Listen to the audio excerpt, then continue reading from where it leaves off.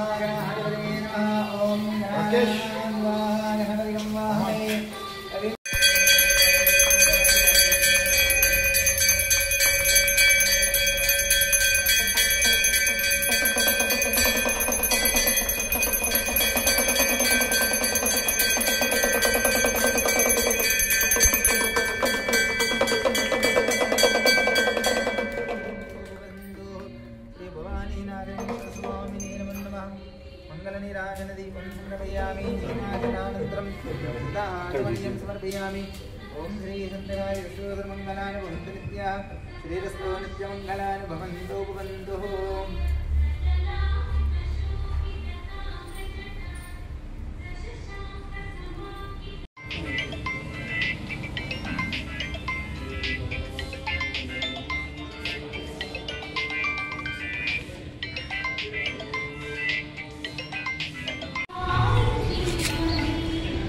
నూరా మాట్లాడు.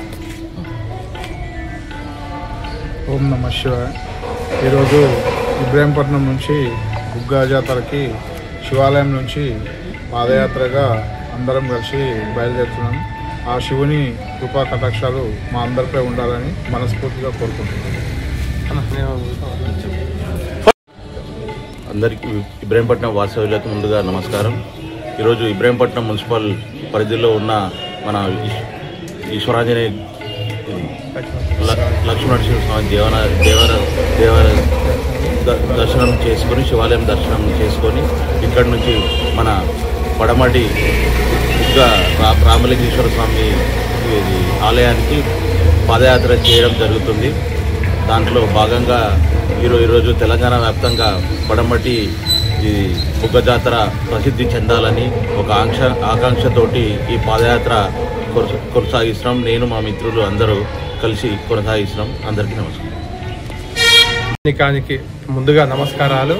ముఖ్యంగా ఇబ్రహీంపట్నం మున్సిపల్ ప్రాంతానికి చెందినటువంటి ఒక 10-15 మంది మిత్రులము, కొంతమంది జర్నలిస్టులు, నాయకులు అందరూ కలిసి ఈరోజు మన ఇబ్రహీంపట్నం నుండి ఒక 18-25 కిలోమీటర్లు ఉన్నటువంటి దక్షిణ శివకాశిగా పిలువబడేటువంటి బుగ్గ జాతరకు మేము ఒక పాదయాత్ర చేయాలని నిర్ణయించడం జరిగింది.